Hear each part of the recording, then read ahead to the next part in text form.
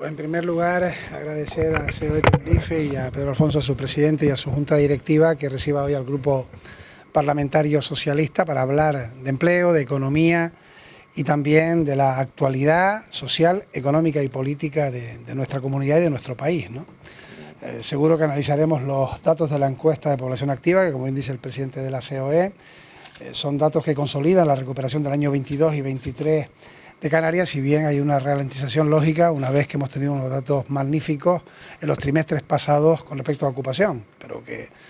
tener una tasa de desempleo que no se conoce en décadas creo que es una buena noticia, aunque hay que seguir en ese esfuerzo para que no se empiece un camino de aumento de tasa de desempleo y de mayor número de parados.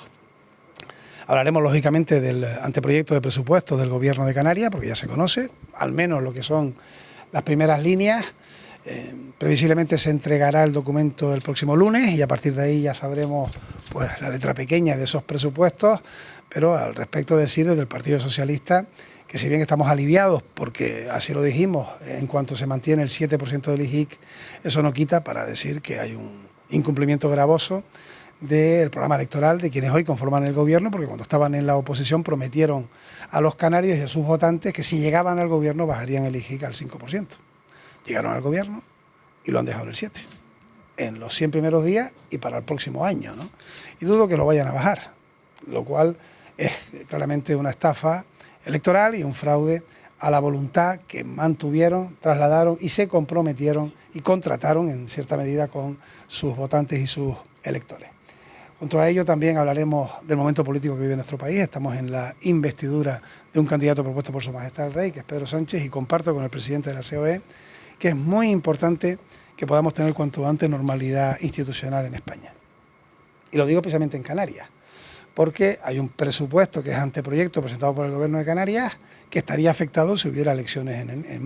enero, y el año próximo. Y además iríamos a un prorrogado del presupuesto del Estado que también habría graves implicaciones para Canarias. Y por tanto, yo ayer lo decía en el Pleno del Parlamento de Canarias, desde el Partido Socialista y desde la investidura que está intentando Pedro Sánchez, después de cerrar ya algunos acuerdos, lo que queremos es tener el mayor número de apoyos y estamos en disposición de firmar, acordar, incluso mejorar la agenda canaria. Por lo tanto, entendemos que si para el Partido Popular valía el que para Coalición Canaria se apoyara la agenda canaria, debe valer igual para el PSOE, porque firmamos lo mismo, incluso, como digo, lo podemos mejorar y hay que aprovechar esa oportunidad. Hay días por delante, no muchos, pero hay días. Esta semana va a ser clave, fundamental, para ya cerrar esos acuerdos, esta y la próxima semana. Yo creo que en 2 semanas ya tendremos claramente si va a haber o no investidura y espero que finalmente la haya, porque sería importante y creo que la mayoría de los españoles y los canarios no quieren volver a ir a votar, sino quieren que haya normalidad ya institucional y se pongan a caminar las administraciones, ¿no? Y básicamente eso es lo que vamos a trasladar. Alguna propuesta también, creo que compartimos que el régimen económico y fiscal se tiene que actualizar, se tiene que adecuar al siglo XXI, el último es del año 2018, ya han pasado 5 años y por tanto hay que tener en cuenta cuáles son los nuevos nichos de producción económica de Canarias y cómo tenemos que conseguir que sean incentivados por esas herramientas fundamentales